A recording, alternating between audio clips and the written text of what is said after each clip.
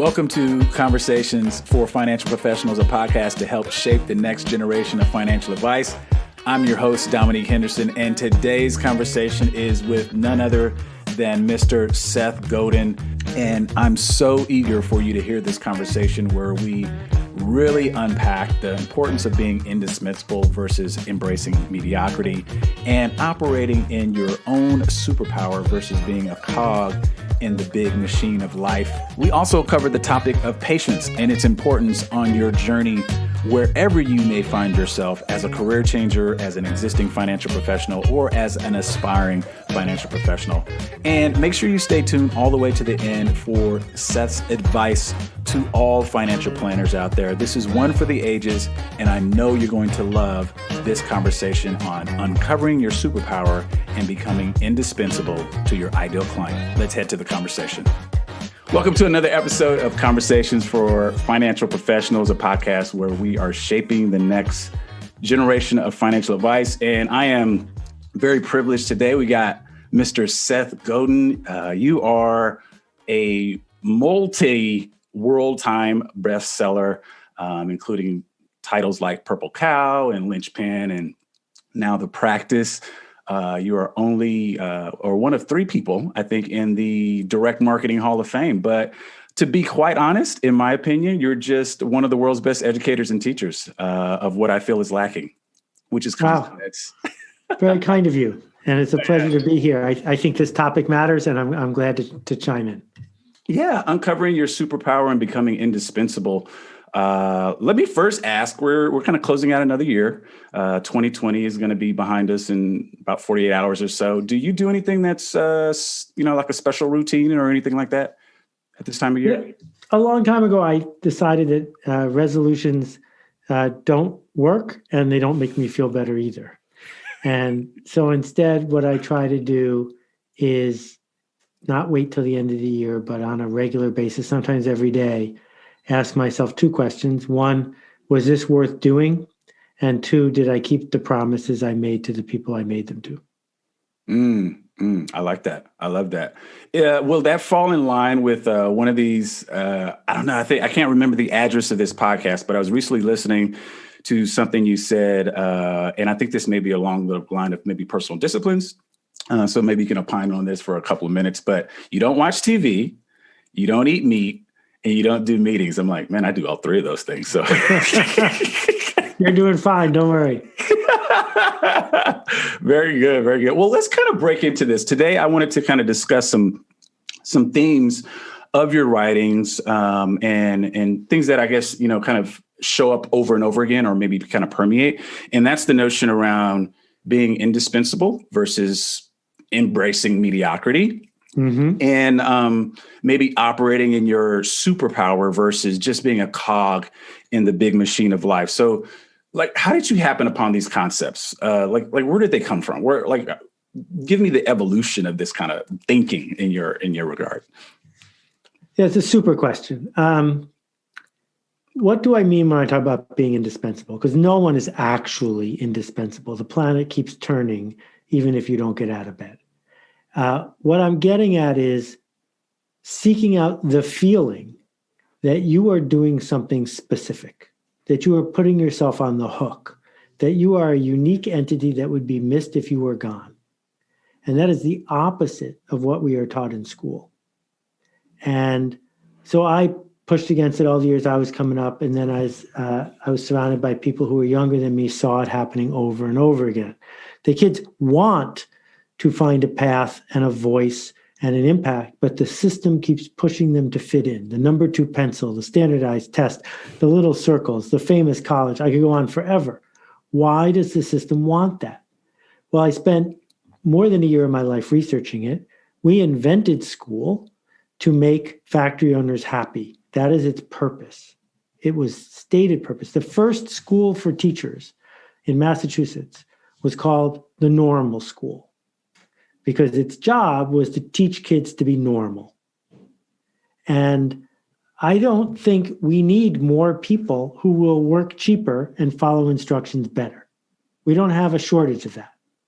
You might have argued in 1800 or 1900 we did, And a lot of injustice has happened in this world against people's will, pushing them to be compliant cogs in the system, whether they want to or not. But now in 2021, I think it's pretty clear that's not going to get us where we want to go. We need individuals who have something to say and who would be missed. So the more I researched it, the angrier I got, because I started to see something I hadn't seen before. And I wanted to share that thinking with people. And what I'll tell you is most people say, yeah, I'd like to be indispensable. But then when I say, show me the places where you are leaning against the system, insisting for your own voice, they can't show me because they're filled with fear, because that's what they got indoctrinated to do. Wow, that's real powerful. Before I ask a follow-up question to that, did you have a influence that kind of steered you to that path, like maybe a parent or a teacher or anybody? Well, I think I probably had two influences. The first one is I have a mild but productive case of ADHD, and I have a lot of trouble sitting still. And then I won the parent lottery. I was born with privilege, and I was born with two amazing parents who understood who I was and didn't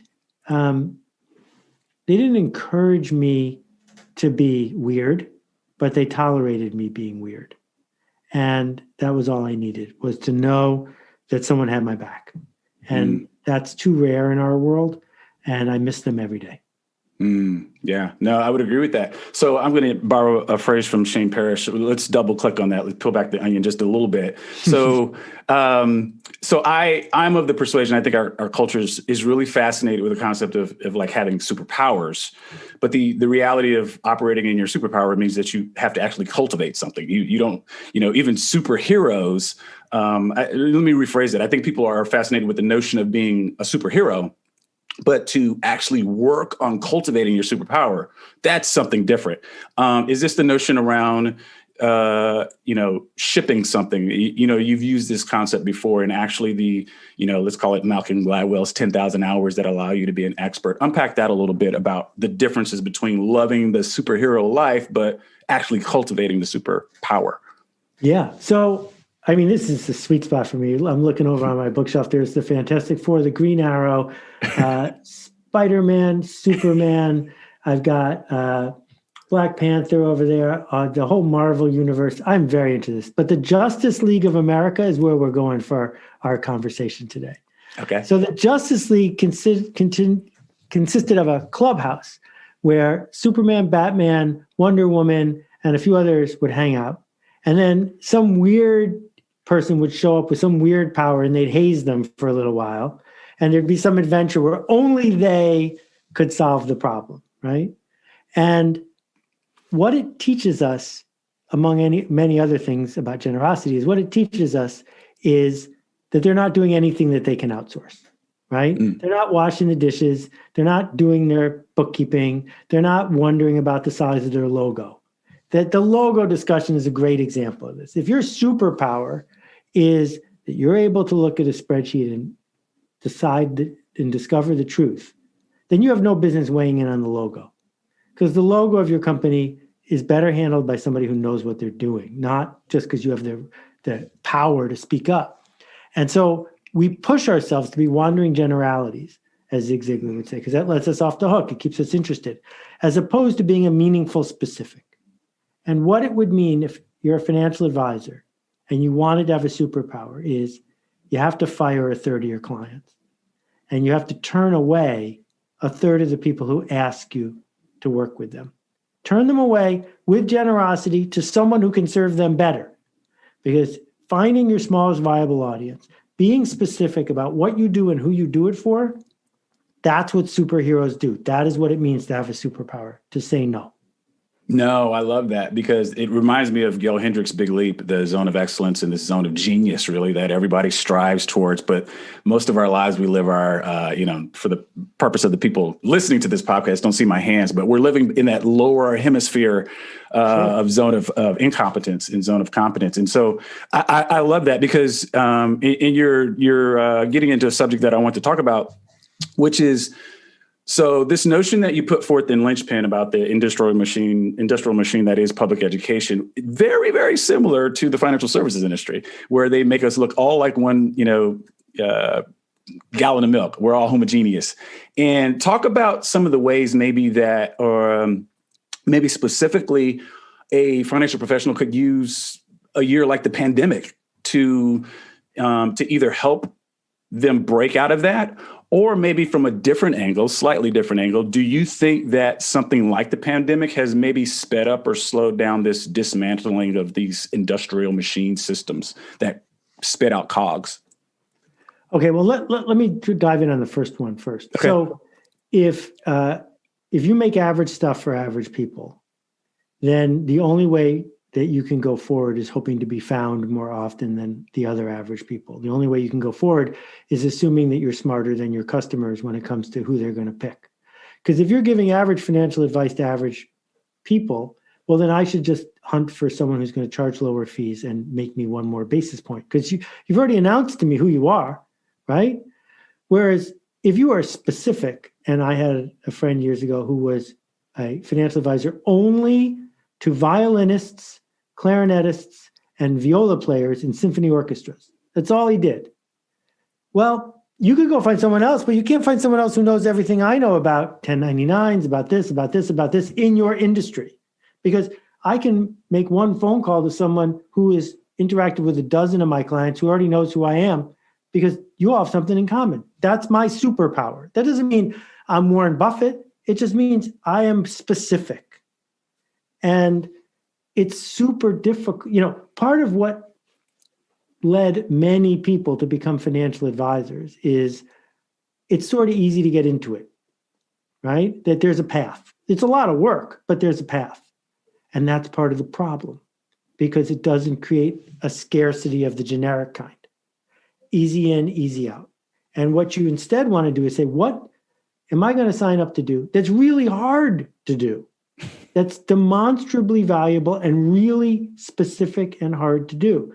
And one of the advantages I think that the pandemic had, it had so few, is you can't go to the country club and you can't glad hand your way to a new client. I don't think that's a reliable, scalable way to get new clients anyway. But now going forward, what's really obvious is new clients are going to come when your existing clients tell other people. And the question I would ask you is, why on earth would they tell somebody else about you? Because it's super risky to recommend an average financial planner to your friends. Because if they're simply average, now your friendship is in danger, because now you're responsible for the things that came. That what you want is to recommend something that you have to whisper about, because you don't want the word to get out too much, and where your life will get better if other people in your circle know about it. That's not easy to do, but it is totally doable. And that is how you get to the other side. No, I love that. So let's, if you don't mind saying, like, this whisper quality for your financial professionals, is this something that you found in your financial professional, or do you even work with somebody? Like, maybe kind of give us a wish list of something that you're kind of looking for when you work with someone. Well, so I've been working with the same person for 25 years. And 20 years.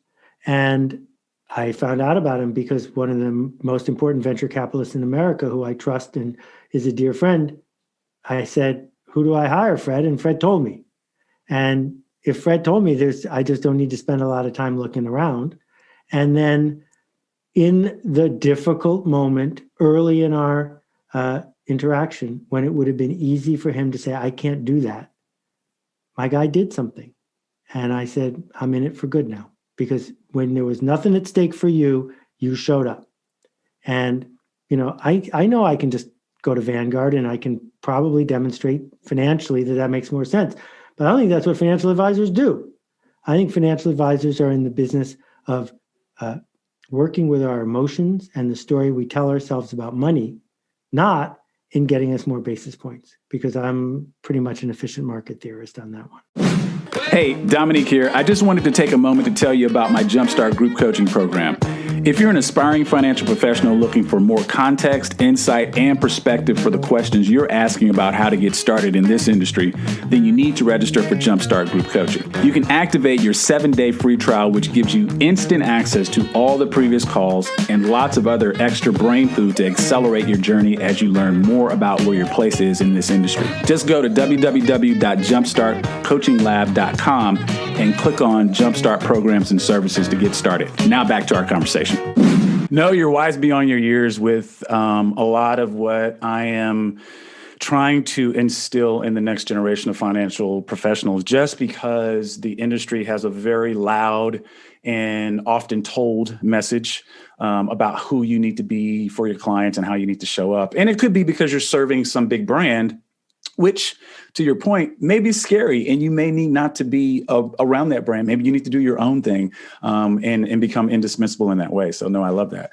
So I don't know the address of this quote, but you said the road to comfort is crowded and rarely gets you there. I think that has, godly, so many implications for a lot of things. But personally, my word for 2021 is patience, not just being patient with others, but also being patient with myself, if I'm being, really transparent. I'm curious, what role has patience maybe as a discipline kind of played in your life over the years as, you've been putting together all these concepts? Maybe talk about patience a little bit. Wow. Good for you for picking a good word for your mantra for the year. Here's what I don't think patience means: let yourself off the hook, take it easy, and you'll do it tomorrow. I think patience means put up with how hard it is today, because you know that if you are on the path, one day it will be worth it. Wow. And in that respect, 7,000 blog posts, 7,500 blog posts in a row. I didn't have 100 readers after the first 200 posts, right? Almost no one gets to 200 posts, because when they get to 200 posts, they go, I don't even have 100 readers. And they stop because they didn't have patience, because it's painful at the beginning and there's no positive feedback. And the same thing's true with I've started several internet companies, some of which have failed. And I've been in lots of projects where at the beginning, when you hit the dip, it's super easy to quit. And what patience means for me is persistence. It sounds a lot like Mr. Gary Vee. He talks about this and talks about enjoying the process. And can we get to something that we do in life that we enjoy? I have a 19-year-old that took a semester off from college. And she was like, Dad, I want to do this whole, self-employment thing. I want to try this out. And I was like, great, come back home. We'll support you, do whatever.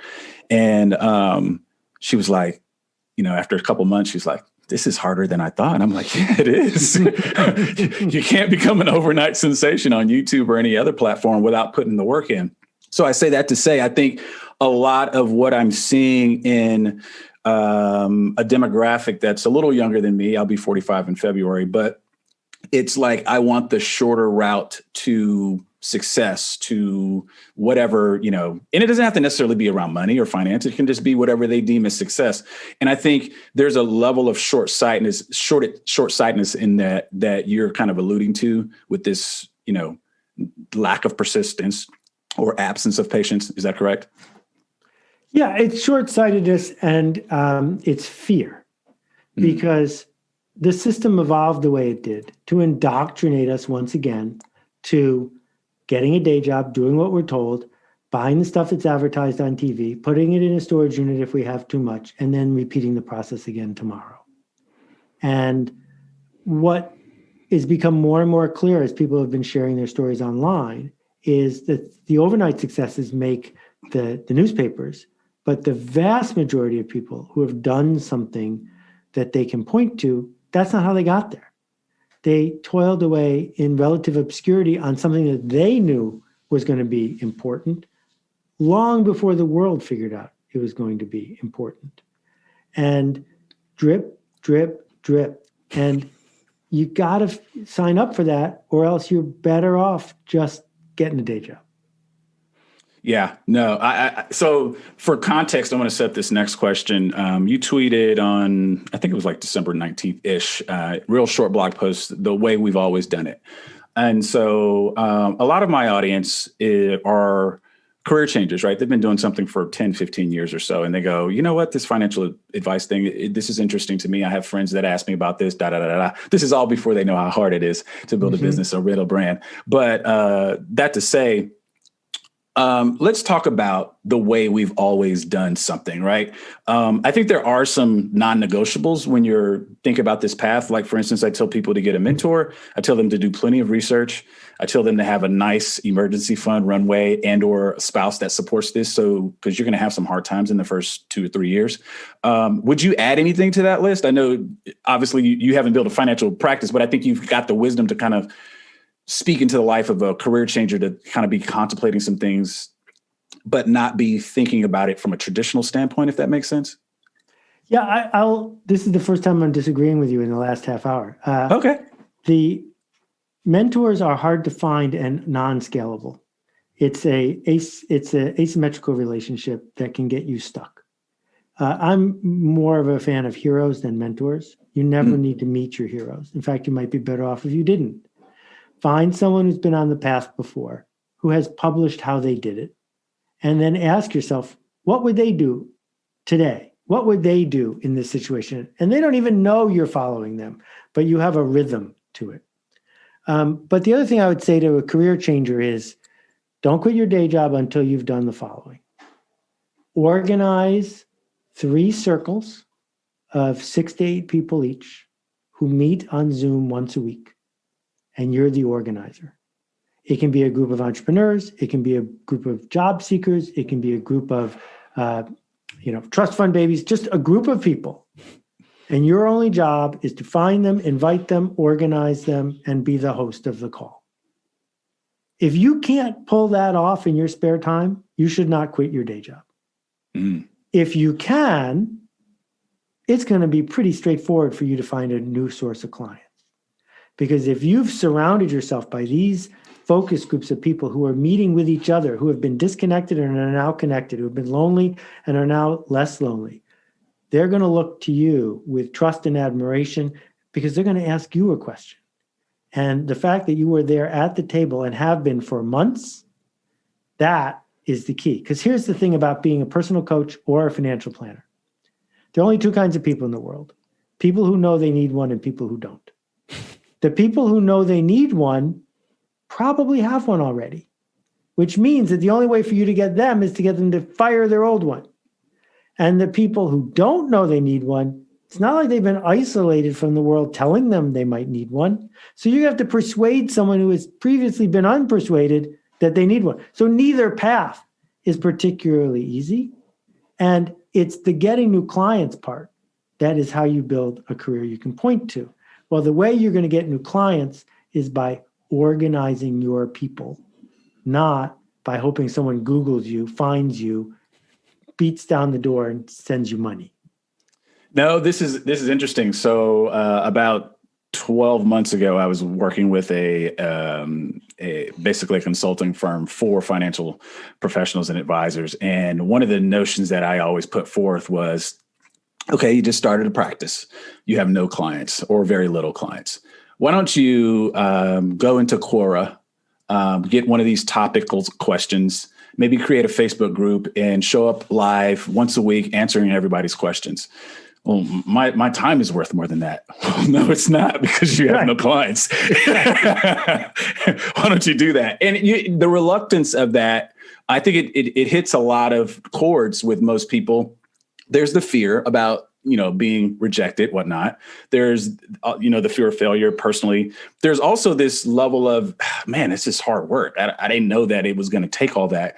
I think I want to kind of weave into this concept of something that is really, really scary. And one of the reasons that I want to, open up these conversations, because usually you say financial advisor in a room and you scare everybody away, because it's this notion around sales. And I even help younger people realize, what do you have against sales? Everything is sold. Most people are persuaded into a decision. What is your opinion on that? Because maybe hearing it from you, people will be like, oh, okay, well, now I get it. So let's say you were a trained lifeguard on Jones Beach in New York or out on Zuma in California, and somebody was drowning. I don't think you would say, well, I'm not sure if I should jump in the water and save them because maybe they don't want me to, right? Because they need what you have. All right, that makes sense. Let's say you're a trained physician and you meet somebody and you can tell they have tuberculosis. Should you get them straight to the emergency room so they can get treatment? Or should you say, well, maybe they don't really want me to help them. They want to have to. It's pretty clear for lifeguards and doctors, there's not a lot of selling involved. It doesn't seem like. Well, one of two things is true with your ability to be a financial planner. Either you're going to give people solace, peace of mind, connection, and all the things that come with that, or you're not. If you're doing it so that you can make a commission, please don't call. But if you're doing it because somebody needs those things, well, then why do you feel like that's selling? Yeah. I think it's a couple of things, right? The industry is fairly young, 50, almost 60 years old. And its roots were in whole life insurance products being sold or fixed products being sold. And, relatively recently had this whole, maybe fee only or even fee based assets under management model kind of come into play where it's a little bit more transparent, the tangible thing you're actually getting and how your advisor is being compensated. And so there's been a half a century of brainwashing, I think that goes into that. But then, that's the reason why I think there are programs like CFP education and, organizations like the FPA and things like that are helping to organize or educate rather the newer generation. But no, I love the way that you put that because I think it's so clear and apparent in all these other instances. Why isn't it as clear and apparent with something as dear as our money? Yeah. So, I'm loving this conversation, man. I'm loving this. You're really good at this. It's a pleasure. Okay, so check this out. This is a podcast to help empower tomorrow's financial professional with tools to serve their clients in a much better and meaningful way at the next level is what I call it. In that context, what words or word of wisdom would you leave with the audience in regards to that pursuit? Well, so what we keep touching on is whether the person who's going to be a financial planner is going to be a leader, a manager, a follower. It's interesting they're called planners, right? Because a lot of what you're pushed to do is to be a follower or maybe to manage. Manage is about authority. Manage is about getting a predicted outcome. Leadership involves dancing on the edge and exploring new frontiers. So 2020 was the craziest year in the history of recorded history. And it's the most stable year we're ever going to have again. Because all of the systems, now that we're working from home, how long are we going to work from home? Now that we're learning from home, how long are we going to learn from home? Now that mainstream media is officially not the dominant voice, where does that? All of these things have become unmoored. And so if you expect that 2021 is going to be like 1991, except later in history, it's not. It's going to be different in a way that no one understands. So who should we go to? Well, maybe we should go to a planner. Maybe we should find somebody who is comfortable with ambiguity and has an ability to combine passion and transparency and dignity, engaging with people around something that they've been brainwashed over their whole lives. That's your job. And so it's a combination of 5, 10 jobs that we all look up to. It is not about being a clerk. There are cheaper clerks than you.